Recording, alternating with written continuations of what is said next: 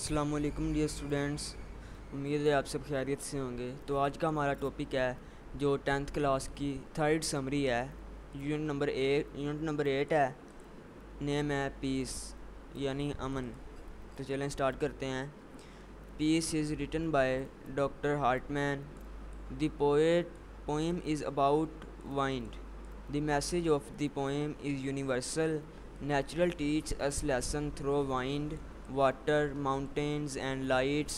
In the first stanza, with the presence as the thing of destruction, in the form of storm, wind destroys everything. It destroys trees, fields and buildings.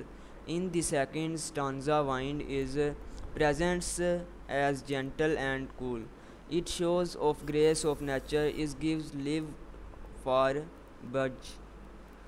birds and humans. The bright sky looks blue and beautiful. The language of the poem is simple, but the message of the poem is unique. The poem describes different aspects for wind. In short, the poem gives us a message that we have to face storms to enjoy peace. اس کا اردو ترجمہ دیکھ لیتے ہیں۔ امن doctor ہارٹمن کی لکھی ہوئی ہے۔ امن، یہ نظم ہوا کے بارے میں ہے۔ نظم کا پیغام آفاقی ہے۔ قدرت ہمیں ہوا، پانی، پہاڑ اور روشنی کے ذریعے سبق سکھاتی ہے۔ یہ نظم ہوا کے بارے میں ہے۔ نظم کا پیغام آفاقی ہے۔ قدرت ہمیں ہوا، پانی، پہاڑ اور روشنی کے ذریعے سبق سکھاتی ہے۔